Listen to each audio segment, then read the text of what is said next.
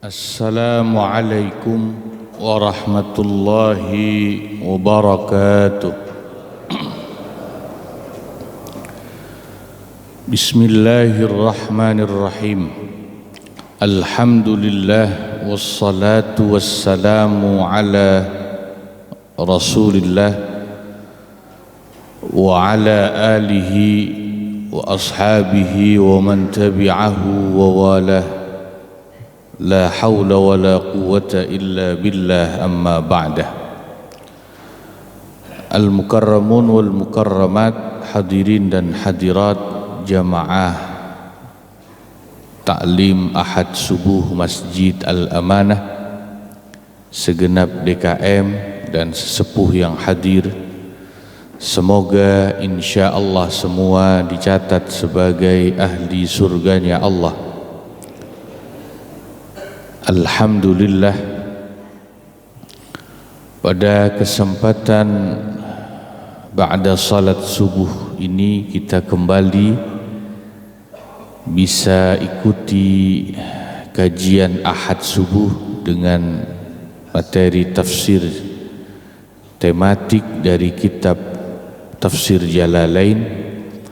Insyaallah kita akan membaca dan membahas 3 ayat dari surat Al-Qasas juz 20 mulai ayat 25 sampai 27. Surat Al-Qasas juz 20 dari ayat 25 sampai 27.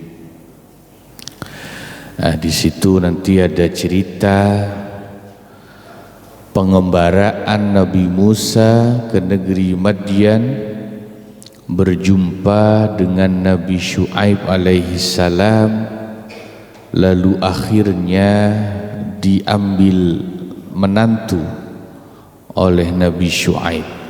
Ya,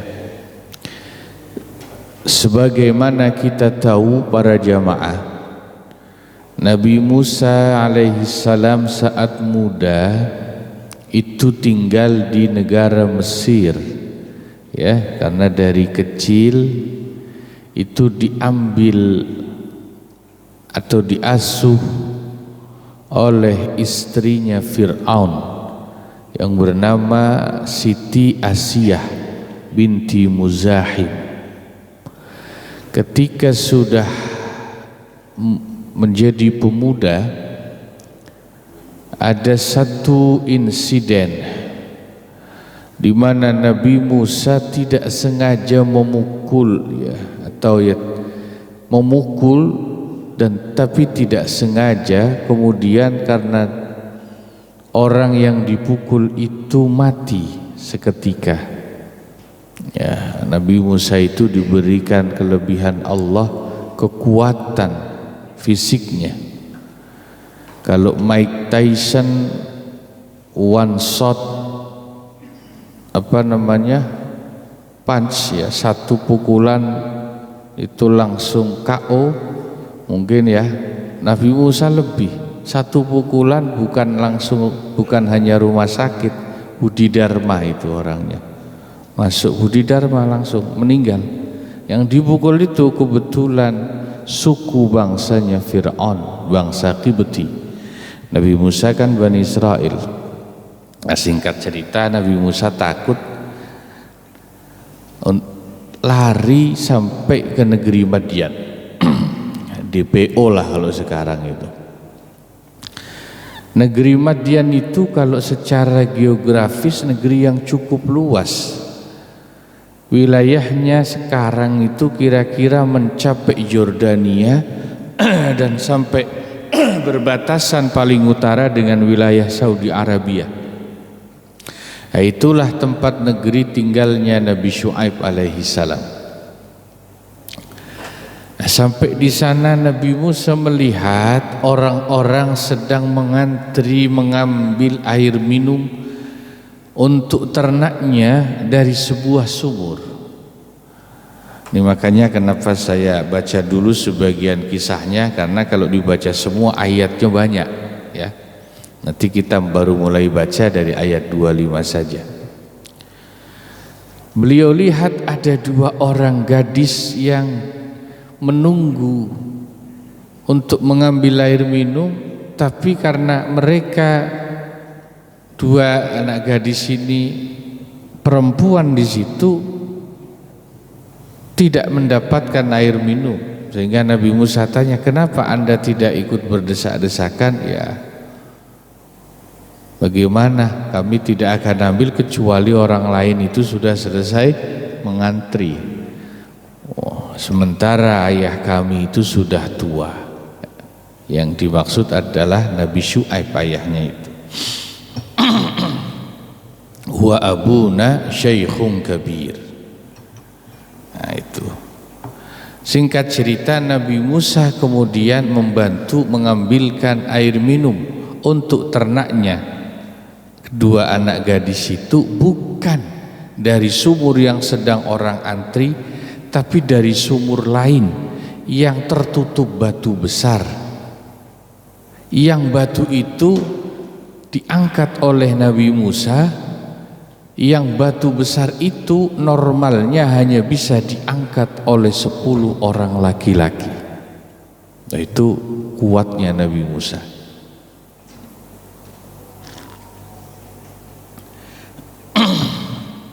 Ya, singkat cerita, kedua anak gadis itu sudah diambilkan, akhirnya bisa pulang ke rumah dengan cepat. Lalu ditanya oleh Nabi Syuaib, loh kok pulangnya cepat? Ya, biasanya kan kalian antrinya lama nunggu orang semua selesai. Iya ayah, tadi ada pemuda baik hati menolong kami, cerita begini ya. Nabi Syuaib akhirnya bilang pada salah satu putrinya, coba kau susul anak muda itu, undang ke rumah kita, bilang aku ingin berterima kasih, gitu ya. Nah, Nabi Musa sendiri saat sudah menolong itu, anak gadisnya pulang ke rumahnya, duduk di pojokan di bawah pohon.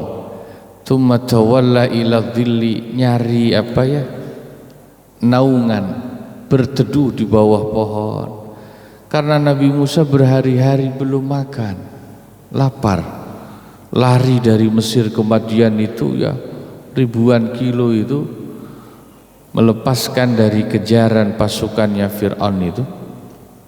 Belum makan beliau, sambil berdoa, faqala rabbi inni lima anzalta ilayya min khairin faqir. Ya Allah Rabbi, Tuhanku ya, sesungguhnya aku ini sangat butuh, fakir itu sangat butuh atas kebaikan yang kau turunkan kepadaku, khususnya butuh sekali untuk makan, lapar aku ya Allah. Jadi doa orang lapar minta makan itu ya ada Pak di Al-Quran itu. Belum makan minta sama Allah itu ya doanya Nabi Musa. Nah itu ayat sebelumnya. Kita baca mulai ayat 25 lanjutannya. A'udzu billahi minasyaitonir rajim. Bismillahirrahmanirrahim. Faja'athu ihdahuma tamshi 'ala istihya' qalat inna abi yad'uka liyajziyaka ajra ma saqaita lana falamma ja'ahu wa qassa 'alayhi al-qasas qala la takhaf najauta minal qaumil zalimin. Faja'at ihdahuma, maka datanglah kembali menemui Nabi Musa salah satu dari 2 anak gadis putri Nabi Syuaib. Tamshi, dia berjalan, ala istihya, ketika mendatangi Nabi Musa sambil malu-malu berjalan.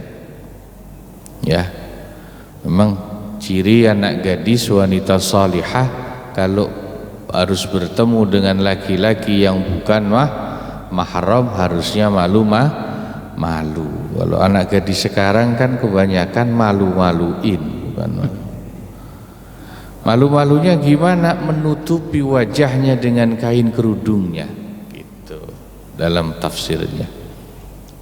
Qalat, berkatalah putri Nabi Syuaib itu, inna abi, sesungguhnya ayahku, yad'uka, mengundang engkau, mengundang anda ke rumah, liyajziyaka ajra ma saqaita lana, untuk berterima kasih dan membalas kebaikanmu memberikan minum ternak-ternak kami. Ya. Jadi singkat cerita, ya, sudahlah, ikutlah Nabi Musa berjalan di belakang anak gadis Nabi Syuaib itu. Jalan, rupanya ada angin cukup kencang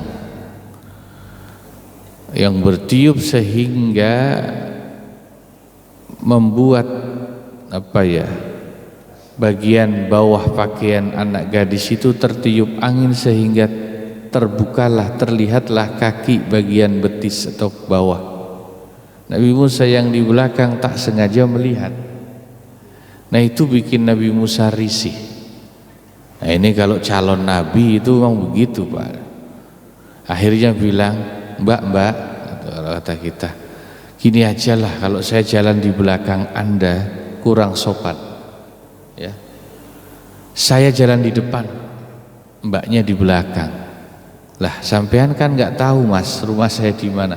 Ya, penting tunjukin aja, bilang saja jalannya harus kemana. Akhirnya begitu, ya. Itu ya contoh bagaimana Nabi Musa ketika muda. Nanti sini jadi istrinya akhirnya. Dalam riwayat menyebut namanya Sokuroh, anak gadis Nabi Syuaib yang diambil istri Nabi Musa itu. Nah, akhirnya ketika sampai ke rumah Nabi Syuaib kemudian menyuguhi makan malam Nabi Musa. Nabi Musa bilang, saya tadi menolong itu ikhlas loh. Kalau bapak membalas budi saya dengan memberi makan, saya takut nanti saya tidak ikhlas lagi, pahala saya hilang. Nabi Syuaib jawab, loh bukan, ini bukan menjadi bayaran anda tadi mengambilkan air minum ternak kami. Ini adalah tradisi kami. Ketika kedatangan tamu, kami pasti jamu dengan makan. Jadi kalau anda tetap ikhlas terima kasih, saya hanya bisa ucapkan terima kasih, tapi suguhan makan malam ini bukan sebagai bayaran. Ya, ini adalah kewajiban kami tuan rumah yang kedatangan tamu. Akhirnya ngobrol lah, Nabi Musa bercerita ya dari mana asalnya, siapa namanya, kenapa bisa sampai ke negeri Madian. Falamma ja'ahu wa qassa 'alaihi al-qasasa, ketika telah sampai Nabi Musa ke tempat Nabi Syuaib dan dia bercerita kepada Nabi Syuaib al-qasasa, akan berbagai macam kisahnya atau tentang kisahnya. Dia melarikan diri dari Mesir itu. Qala, akhirnya Nabi Syuaib berkata, la takhaf, janganlah kau takut wahai Musa, najauta, kau selamat, minal qaumil zalimin, dari kejaran kaum zalim, yakni Fir'aun. Kenapa?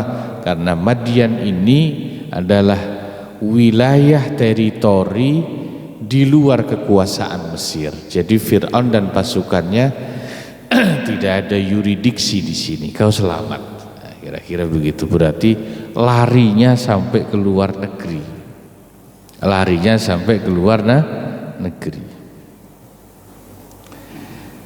Qalat ihdahuma, berkatalah salah satu putri Nabi Musa,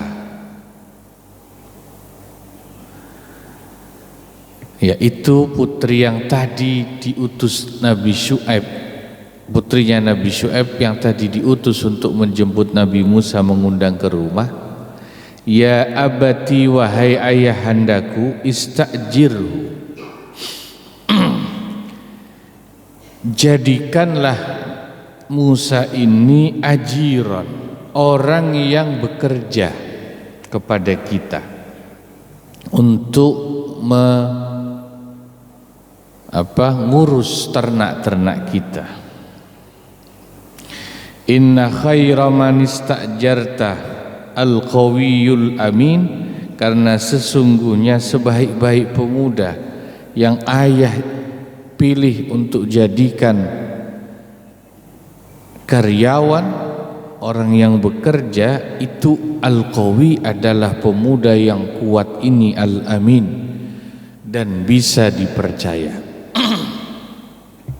Nah ini nanti ada kalimat istajirhu, istajarta, itu menjadi asal kalimat dari kata ijarah. Ijarah itu satu bentuk akad muamalah dalam ilmu fikih.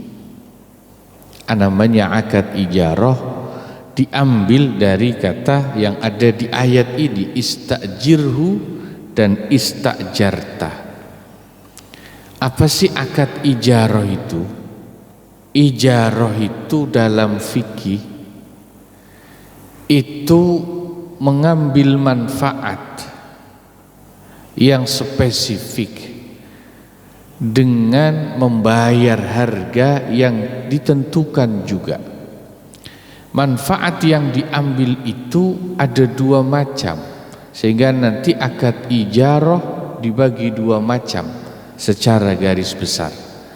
Kalau yang diambil manfaatnya itu manfaat dari barang atau benda, maka disebut ijarahnya dengan akad sewa. Akad sewa.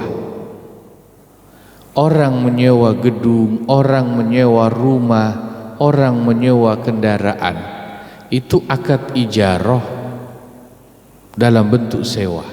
Kenapa? Mengambil manfaat dari barang yang disewa dengan membayar harga yang ditentukan, tapi syaratnya barang yang disewa itu harus tetap utuh, karena yang diambil hanya manfaatnya. Yang kedua, akad ijarah ini disebut jasa, karena yang diambil manfaatnya dari manusia, disebut jasa. Ini masuk ijarah yang kedua. Tukang bangunan, jasa. Driver online, jasa. Dokter,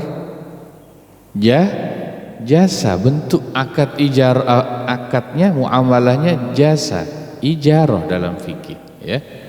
Berobat ke dokter. Termasuk, mohon maaf, ustadz itu ijarah, jasa ustadz. Di dunia ini, kata ulama, ini ulama itu sudah ratusan tahun yang lalu membahas, manusia itu nanti ekonominya, penghidupannya, ma'isyahnya, rizkinya itu kebanyakan bergantung dari dua sektor. Pertama, perdagangan, trading. Kedua, sektor jasa. Manusia ini kebanyakan di dunia sekarang ekonomi itu dari dua sektor ini. Ini kata ulama, ratusan tahun lalu sudah mengulik dan mengupas soal ijarah ini. Sebab sektor-sektor yang lain itu lama-kelamaan kalah. Pertanian, sawahnya habis, dijualin jadi rumah, betul ya?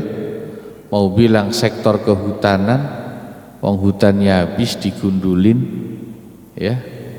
Di dunia ini sektor ekonomi paling kuat atau ya paling banyak jalan rezekinya manusia dari dua, sektor perdagangan dan sektor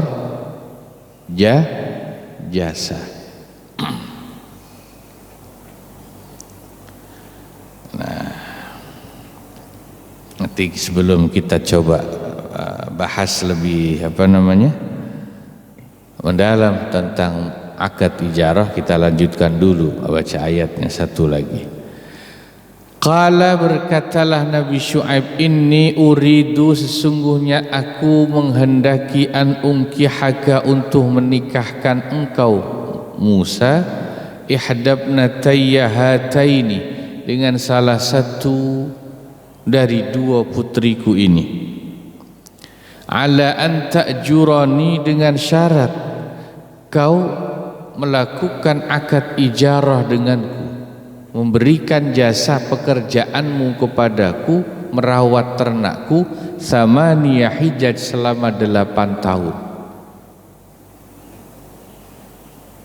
Nah, ini nanti kita bahas secara fikih. Fa in atmamta asyran famin indik, tapi kalau kau mau menyempurnakan ijarahmu, jasa kerjamu di sini ngurus ternakku selama 10 tahun, itu adalah terserah kebaikan, kerelaan hatimu. Wa ma uridu an asyqa alaik, aku sama sekali tidak ingin memberatkan dirimu dengan mensyaratkan harus 10 tahun. Aku hanya minta 8 tahun. Tapi kalau kau mau kok sampai 10 tahun, itu berarti karena keikhlasanmu sendiri. Satajiduni insyaallahu minas salihin, insyaallah Musa, kau akan mendapati aku termasuk golongan orang-orang yang saleh. Saleh maknanya di sini menepati perjanjian akad ijarah. Kalau kau 8 tahun tinggal di sini, bantu aku ngurus ternakku, bayarannya aku berikan anak perempuanku untuk kau jadikan istri.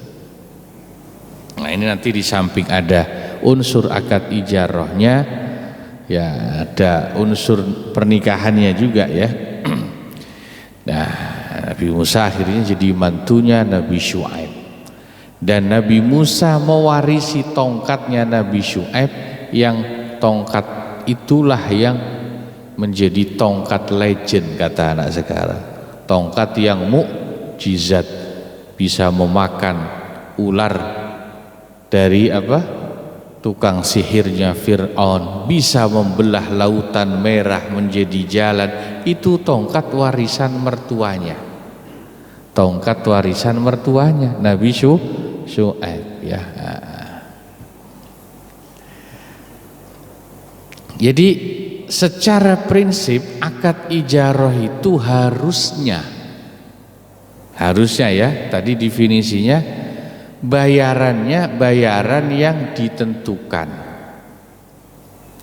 dalam bentuk material.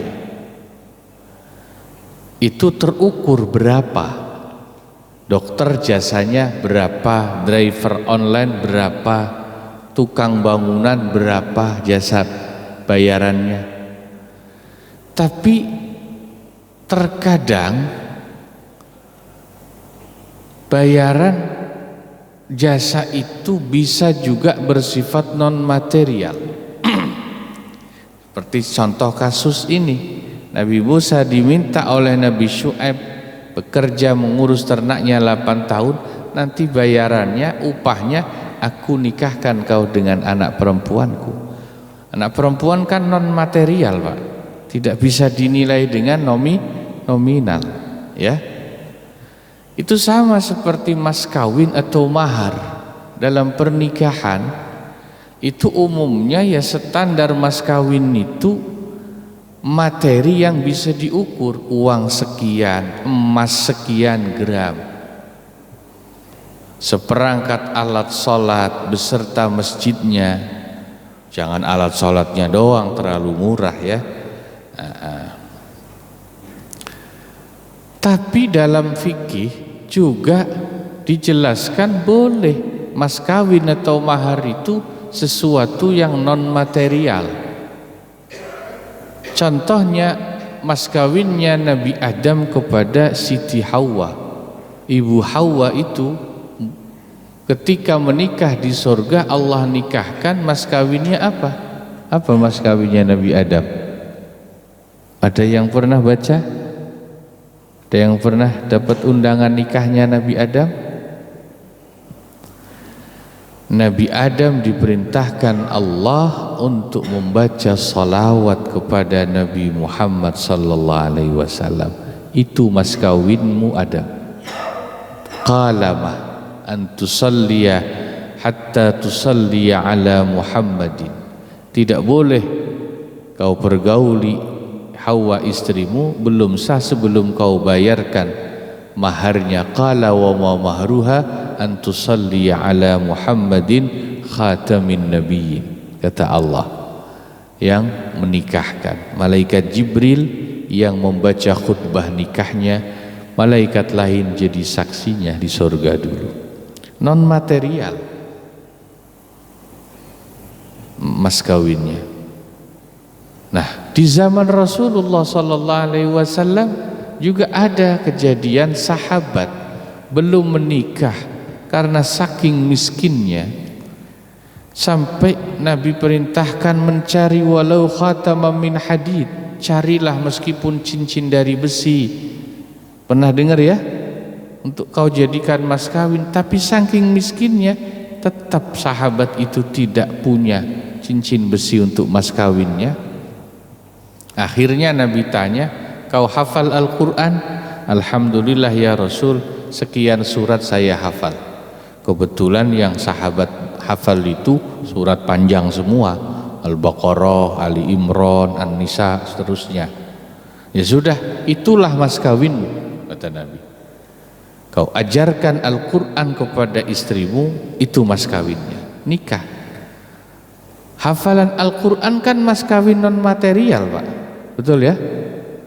Nah, jadi ulama fikih berdasar dua riwayat itu mensahkan mahar mas kawin non material. Tapi kalau Anda nggak bisa mengandalkan bacaan Al-Quran Anda untuk nikah, sampean apalnya kuliah kulhu doang nggak bisa, kurang banyak, harus yang panjang, Al-Baqarah minimal gitu. Nah, sama juga dalam akad ijarah, ya harusnya kan bayarannya materi yang terukur spesifik sekian, tapi ini bayarannya beda. Apa itu? Dinikahkan, diambil mantu oleh Nabi Syuaib. Nabi Musa disuruh kerja 8 tahun ngurus ternak, nanti upahnya tak ambil mantu kamu. Itu kan non material, tapi itu sah. Sama seperti halnya dalam pernikahan, jenis mas kawin ada 2 juga. Dari sisi teknis ya, kalau tadi kan dari sisi bentuk material boleh, non material boleh. Dari sisi teknisnya mas kawin atau mahar juga ada 2. Nanti sama nih, kalau dalam akad ijarah upah bayaran namanya ujroh bahasa fikihnya. Mas kawin atau mahar itu pertama secara teknis ada yang disebut mahar musamma. Mahar musamma itu apa? Mahar yang disebutkan spesifik saat akad nikahnya. Saya terima nikahnya fulanah binti fulan dengan mas kawinnya, perhiasan sekian gram, dibayar tunai, sah. Itu ya, itu contoh mahar musamma namanya Pak. Mahar yang disebut apa? Itu akad nikah. Dan umumnya ini yang dipakai dalam akad nikah. Tapi ada jenis mas kawin kedua namanya mahar misil. Apa? Mahar misil. Pernah dengar ya? Mahar misil itu mas kawin yang tidak disebut saat ijab qabul. Apakah sah? Nah, kalau gak disebut terus berapa Pak? Karena namanya misil, maka yang dimaksud adalah mas kawinnya nanti jumlahnya mengikuti standar mas kawin yang biasa diterima keluarga pengantin wanita itu. Biasanya keluarganya dia berapa dapatnya mas kawin dulu-dulunya gitu. Itu namanya misil. Bahasa sekarangnya UMR. Standar UMR-nya di keluarga itu berapa? Bahasa gampangnya gitu ya. Nah, dalam akad ijarah, akad jasa ini juga sama. Ujrah, upah itu ada dua. Upah yang musamma, ujrah musamma, upah yang disebut spesifik di awal kontrak atau di awal akad. Dan ini yang standar. Kita panggil tukang rumah, tukang bangunan ke rumah, kita tanya berapa biaya tukangnya Pak. Kalau borongan sekian, kalau harian sekian, gitu kan ya. Itu upah yang musamma, spesifik disebut di awal akad. Tapi ada juga jenis ujrah atau upah jasa yang tidak disebut di depan. Sama seperti akad nikah, namanya ya ujrah misil. Kalau akad nikah mahar misil, mas kawin yang misil. Contohnya itu dokter. Kalau kita berobat ke dokter yang non BPJS, berarti bayar sendiri ya. Pernah nggak dikasih tahu sama administrasinya Bapak, kalau berobat ke sini pendaftarannya sekian, konsul biayanya sekian, nanti kalau disuntik diinjeksi sekian, obatnya sekian. Dijelasin dulu nggak di depan biayanya? Tidak. Pokoknya selesai baru ditodong bayar, kan gitu kan? Bener? Itu kan sebetulnya tidak mengikuti standar fikih itu. Masa kita pakai jasa orang nggak dikasih tahu biaya jasanya berapa? Ya kan? Sah tidak Pak? Tetap sah. Akad seperti itu tetap sah, tapi dengan syarat biaya jasa itu harus standar di daerah itu. UMR lah bahasa gampangnya ya. Contoh kalau dokter di daerah Sunter, ini rata-rata kalau kita dokter spesialis ya harus standar daerah Sunter biaya jasa. Nggak boleh mengikuti daerah mana yang lebih mahal dari sini mana? Hah? Kelapa Gading misalnya, nggak boleh. Atau contohnya yang lain, ustadz lah gampangnya. Ustadz itu jasa. Ustadz itu kan pekerjaan yang repot secara fikih. Karena cara fikih disebut akadnya ijarah, tapi ya secara akhlak setengah lillahi ta'ala. Kenapa saya bilang setengah lillahi ta'ala? Ya karena tidak pantas menyebutkan tarif jasanya ustadz di depan. Betul nggak? Ya, Pak Ustadz mohon untuk mengisi kajian, Pak Ustadz diminta untuk ngisi khutbah. Pernah nggak Ustadznya kira-kira transportnya berapa ya jasanya Pak Ustadz? Wow. Kan tidak dibahas itu kan.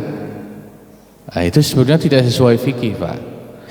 Nah, tapi kalau dibahas ditanya di depan ya jadi kurang lillahi ta'ala jadinya ya kan.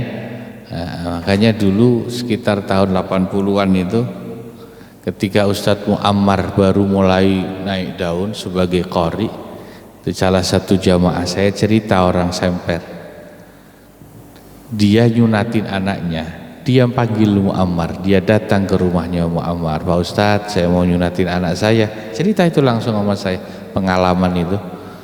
Ya tahun-tahun 80-an lah, itu baru awal Ustadz Muammar baru tenar awal-awal. Bisa Pak Ustadz ya saya mau nyunatin anak saya. Oh insya Allah tanggalnya bisa. Terus sebagai tuan rumah langsung tanya belak-belakan jamaah itu, namanya Haji Nasori itu orang Brebes.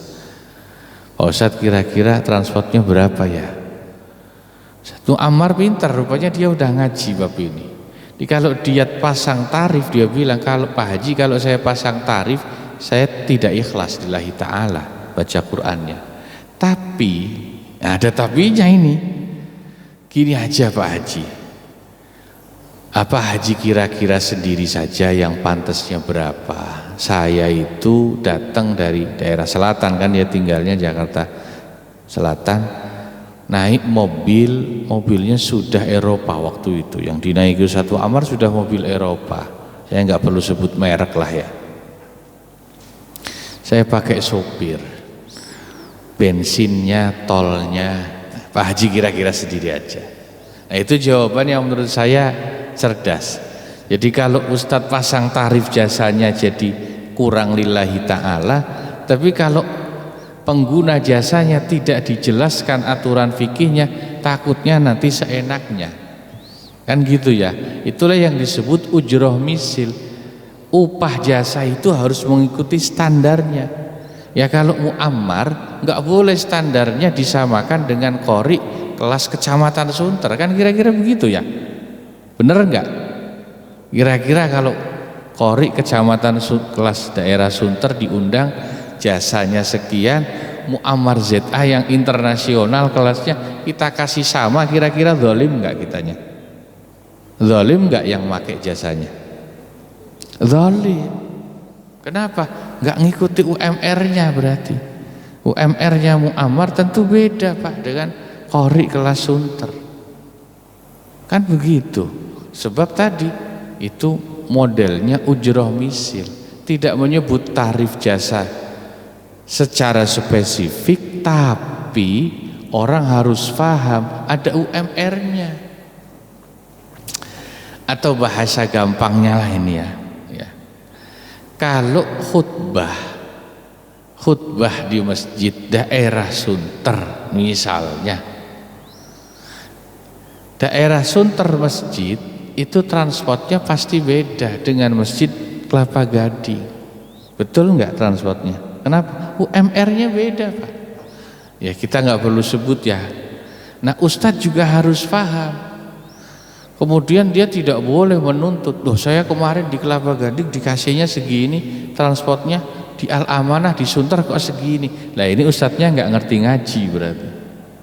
Ya, malah ustadznya yang tidak ngerti ngaji. Saya cerita begini bukan ya, ini justru kita kulik dari sisi fikihnya. Tadi karena tiap masjid itu UMR-nya mengikuti daerah itu. Kelapa Gading standarnya memang lebih tinggi. Kira-kira begitu. Sama seperti praktek dokter. Kalau di sana pasti lebih tinggi tarif jasanya. Ya, paham ya? Nah, ini ijaroh namanya akad.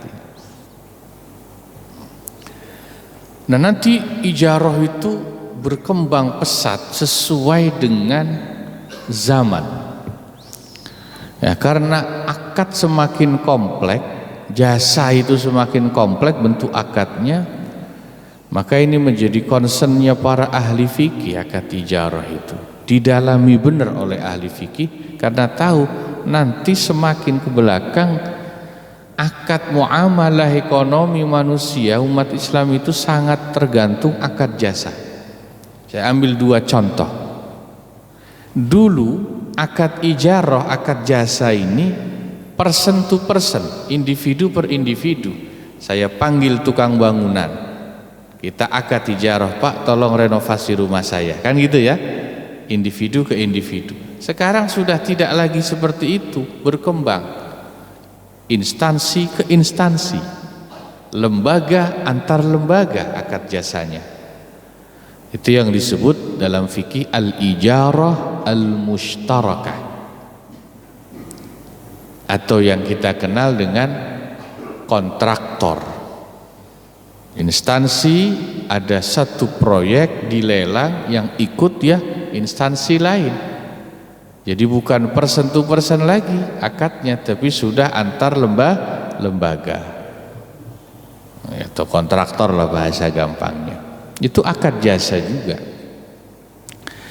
Nah, ada lagi perkembangan zaman mengharuskan ulama mengembangkan akad ijarah ini lebih fleksibel. Dulu orang tidak tahu ada kredit atau leasing kendaraan, kredit rumah tidak ada. Sekarang orang pengen kendaraan tidak bisa beli cash, dia kredit. Pengen beli rumah tidak bisa beli cash, dia Kredit. Saya tanya, itu akadnya akad apa? Hah? Akadnya akad apa itu? Kredit kendaraan, kredit rumah. Hah? Akad apa? Secara fikih. Itu disebut al-ijarah al-muntahiyatu bitamlik. Akad sewa beli namanya, bahasa terjemahannya itu. Akad sewa ijarah tapi diakhiri dengan kepemilikan beli. Kok tidak langsung akad beli, Pak? Tidak. Ini buktinya.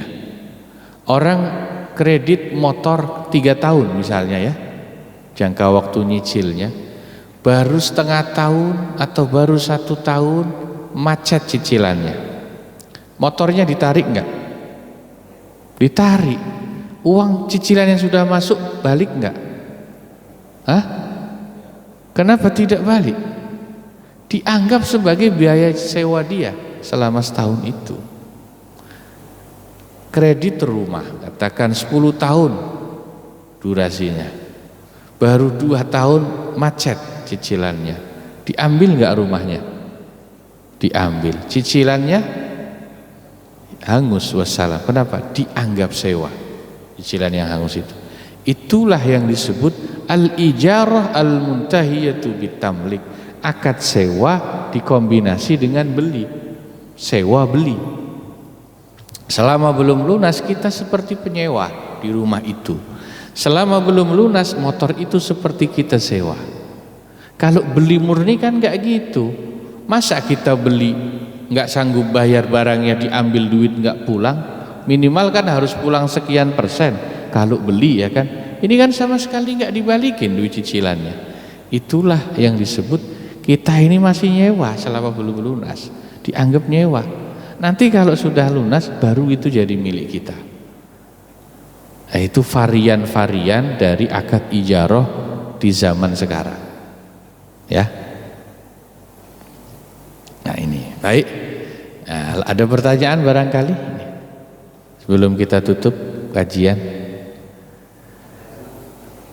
3 ayat ya sudah kita baca.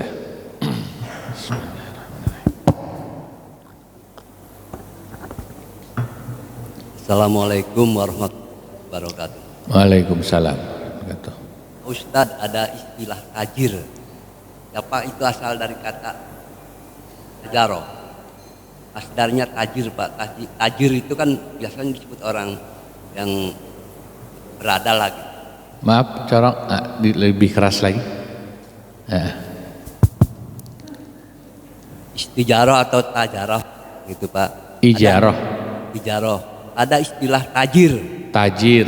Nah, itu biasanya disebut orang-orang yang berduit lah. Apakah itu masdarnya dari istijarah atau tajarah? Beda, Pak. Beda.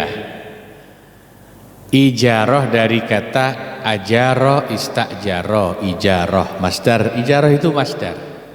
Tajir itu isim fa'il dari kata tajaro. Tajaro itu artinya berdagang. Tajirun pedagang, makna aslinya itu pengusaha.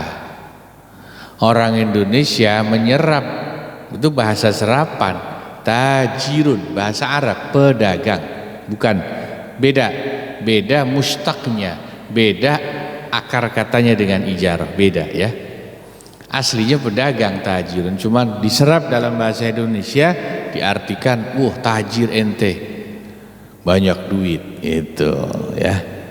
Nah, tajirun itu dari tajaro, berdagang ya. Makasih, Pak. Ya.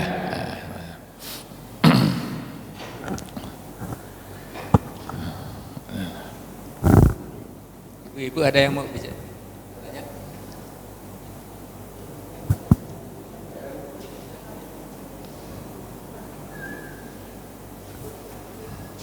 Assalamualaikum. Waalaikumsalam. Kaitannya dengan tadi Ustaz yang disampaikan tentang akad jual beli sewa, hukum dasarnya Karena ini berlaku atau terjadi di kehidupan kita secara umum. Apakah itu sah menurut syariat Islam atau masuk ke riba? Terima kasih. Oh, jual beli sewa itu, akad kredit itu ya, ya, ya itu sudah menjadi fatwa keputusan MUI dan Bahsul Masail ulama, jadi diperbolehkan memang, itu diperbolehkan justru karena itu produk hasil fatwa MUI juga, jual beli sewa itu, ya. Jadi ya sah, itu dasar hukumnya, ya. Riba atau tidak, gitu ya. Nah, justru itu untuk menghindari riba, itu maka menggunakan akad al-ijarah al-muntahiyatu bitamlik itu justru untuk menghindari riba. Kalau riba kan namanya kita ngutang tapi bayarnya pakai bunga. Kalau itu riba. Bahkan justru akad al-ijarah al-muntahiyatu bitamlik, sewa beli itu tidak hanya Indonesia, semua ulama di dunia, MUI-nya ulama di dunia ini sudah berfatwa itulah solusi menghindari riba. Rumah katakan 100 juta harga cashnya, begitu kita kredit jadi 500 juta. Misalnya kan gitu ya, 10 tahun, 15 tahun. Wah itu kan bunganya Pak yang besar. Kalau pakai model skema hutang 100 juta dibayar 500 juta mutlak riba, menjadi haram. Supaya tidak terkena skema riba, maka akadnya harus ijarah al-muntahiyatu bitamlik tadi. Anda beli sambil dicicil tapi sambil nyewa, statusnya gitu ya. Jelas ya? Justru itu solusinya. Ini sudah internasional, hukum fatwa al-ijarah al-muntahiyatu bitamlik itu digunakan oleh dunia internasional Islam di mana-mana. Ya. Saya kira sudah jelas ya. Baik. Jadi sehingga tadi ketika Anda macet cicilannya, kenapa kok duit cicilan kita nggak dipulangin? Karena dalam maka disebut itu dianggap Anda sebagai biaya sewanya. Baik, para jamaah ini semoga bermanfaat. Mari kita tutup dengan doa. Bismillahirrahmanirrahim. Alhamdulillahirabbil alamin. Allahumma shalli wa sallim ala sayyidina Muhammadin wa ala ali sayyidina Muhammad. Allahumma anfa'na bima 'allamtana wa 'allimna ma yanfa'una wa zidna 'ilman wa yaqina. Alhamdulillah ala kulli hal wa na'udzu billah min hali ahli an-nar ya fattah ya mu'in iftah lana 'ilmal yaqin. Wa sallallahu ala sayyidina Muhammadin wa ala alihi wa sahbihi wa sallam. Walhamdulillahi rabbil alamin. Wassalamu alaikum warahmatullahi wabarakatuh.